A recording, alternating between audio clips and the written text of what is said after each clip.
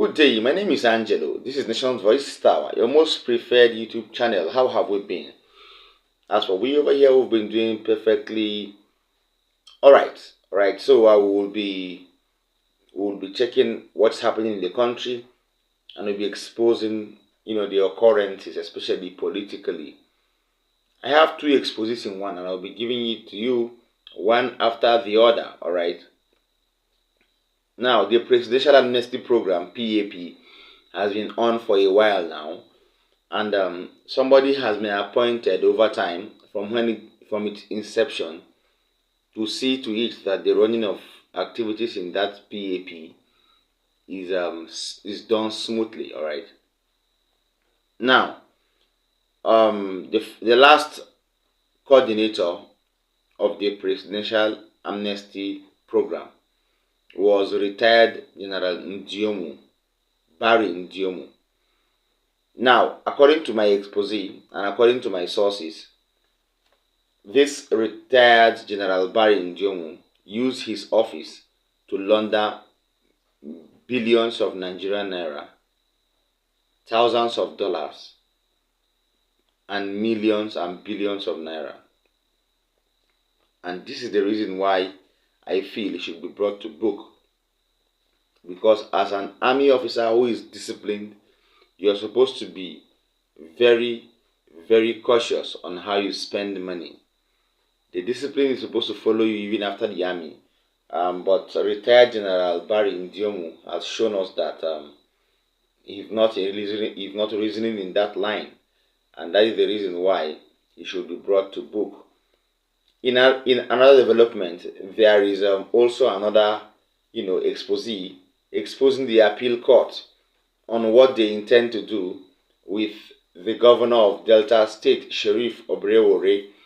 If you will recall, the appeal court reserved its judgment, the three-man panel reserved its judgment to sometime when they would announce, but the judgment between the three parties, the Labour Party, the A.P.A, and the PDP, has been something else in Delta State, all right? And that is why this expose is meant for us to really know what the appeal court is planning, so that a few days from now, it will happen, and then you will confirm the updates as usual, all right? Furthermore, retired General Lucky Ndiemu allegedly, after looting billions of naira, allegedly tried to bribe members of the House of Representatives, in fact, members of the National Assembly.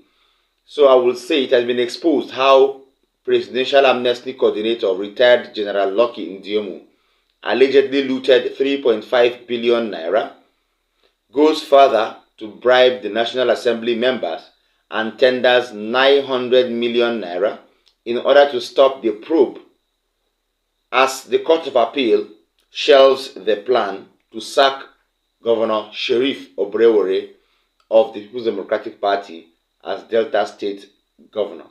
Please stay tuned. Reports emerging from the appeal court say that the appeal court will now uphold the election of Governor Sheriff Obrewore of Delta State in a move aimed at quenching rising tensions over the spat at which the government of the All Progressive Congress (APC) has been using the courts to sack elected politicians in opposition parties.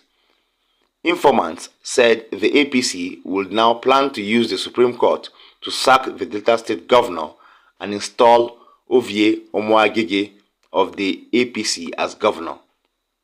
APC has plans to take Plateau State, Delta State, and Nasarawa States respectively as part of efforts for an easy 2027 elections. In other news, Interim Administrator of the Presidential Amnesty Program (PAP), Major General Barry Ndiomu, retired, has allegedly laundered 3.5 billion naira from the Presidential Amnesty Cooperative Society Limited, and then paid a whooping sum of $300,000 in cash and an additional 900 million naira in bribes to stop the National Assembly members from probing his theft and other irregularities in the agency. The 900 million naira that General Ndiong gave the lawmakers in bribe was to cover their proposed foreign trip. Niger Delta stakeholders are urging the National Security Advisor NSA, Nuhu Ribadu, to immediately sack General Ndiong and immediately institute a probe of his tenure. Okay, yes, that's that. Well, the appeal court knows so well from the expose that if they sack Sheriff Obrewore, they are going to raise eyebrows to what the APC is really doing. So in Delta State now, the APC has calmed down and have asked the appeal court to rule as they are supposed to, in favor of Governor Obrewore. Because when you rule against him, there are lots of eyes on this.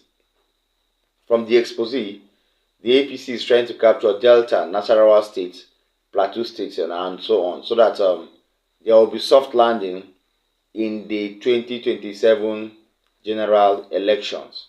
And this is their plan, all right? So I told you earlier on in some previous updates that this is the APC's plan, and it has been confirmed that this is their plan, all right? As for Lucky Ndiomu, I want to say categorically that I want him arrested. I pray, I wish he's arrested and, probed for looting over 3.5 billion naira in such a small, parastatal or such a small institution that was given to him to manage, all right? That is that on those updates, all right? Secondly, the People's Democratic Party governors have sent a message to the Supreme Court and the Independent National Electoral Commission, INEC, during an emergency meeting sometime yesterday. Now, that emergency meeting was meant to caution the INEC, caution the Supreme Court by a sort of press conference, and then find a way and find a lasting solution to the reason why PDP governors were being sacked in different states. Please stay tuned for the People's Democratic Party Governors Forum. At the end of our meeting of the PDP governors held here today on Thursday, 23rd November 2023, the PDP Governors Forum held a meeting under my leadership at Bauchi State Governors Lodge on Thursday, 23rd November 2023. The meeting deliberated on various issues of interest and concern to the forum, the People's Democratic Party and the country, and issued the following communique. The meeting reviewed the recent judgments of the Court of Appeal concerning governors of various states and noted the mixed outcomes. As a forum, we once again restrict our overall confidence in the judiciary to do justice. We believe that the Supreme Court will do justice in the cases where we recorded temporary setbacks like Zamfara and Plateau states. The meeting also reviewed the off-season elections in Kogi, Bayelsa, and Imo states. We support the decision of INEC to investigate the allegation of existence of pre-filled result sheets even before elections started in some places to ensure the confidence of the people in the electoral process. In the national economy, the meeting urgently requested the federal government to prioritize the introduction of a new revenue allocation formula that gives more money to the states and local governments to enable them meet their increased responsibilities and duties. Thank you very much. Opposition, we have the mandate of the people of Nigeria, of our states and local governments and our supporters, and some of you. And we have to be seen together. We have to have the courage to say the truth as we have said today. Yes, we know we are in the opposition, but certainly we believe in the corporate existence of this nation as a federation, and we believe in good governance. And that's why we still have confidence in the judiciary. Thank you. Excellency, if I may ask, some days ago, a couple of persons protested at national headquarters calling for the resignation of the National Working Committee. Does that not send a strong message to the poor?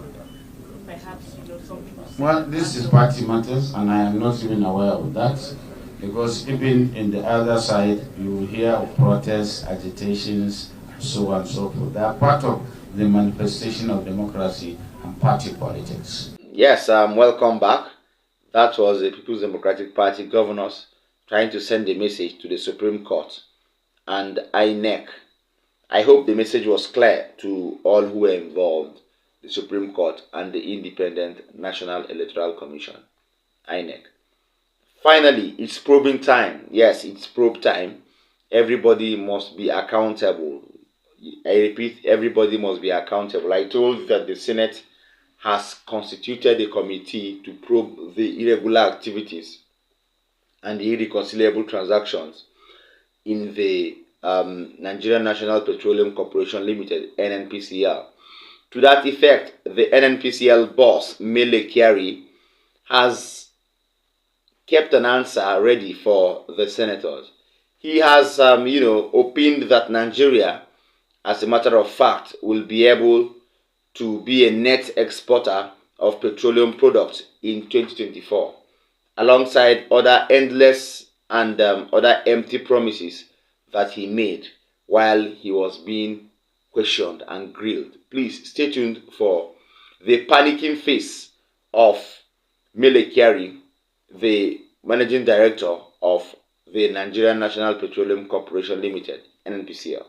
And without waiting for you to ask the Excellency, where would an oil-producing country be importing petroleum products? This is unfortunate, avoidable, but it's not a helpless situation. What we are doing today is to start both the Port Harcourt and Warri refinery. First starting with the Port Harcourt refinery, we are very, very sure, and of course, force majeure bearing, and I do not anticipate this, our planning is excellent. We will start the Port Harcourt refinery in December. And definitely the Warri refinery in the first quarter, but we cannot say the same thing about Kaduna. Our plan is to start it by the end of 2024. And this perhaps will be complemented, or we will complement the expected startup of a number of small-scale refineries that, yes, will add value, but clearly perhaps not cover the gap that we are seeing in supply. And with the startup of the Dangote refinery, we know that in 2024, and we are very convinced with all the planning that is on ground, that this country will definitely be a net exporter of petroleum products in 2024. Yes, that was the General Managing Director of the Nigerian National Petroleum Corporation Limited, NNPCL. All right, he's trying to tell us that some refineries will function at the end of the year, some will function at the end of 2024, and the fact that Nigeria will begin to export petroleum in 2024. Well, my own take on this is we've heard such stories before. This is not new. That is why I'm even alleging, or I'm even subscribing to the fact that the Senate committee probing the NNPCL should not allow Mele Kyari go free until he does something remarkable.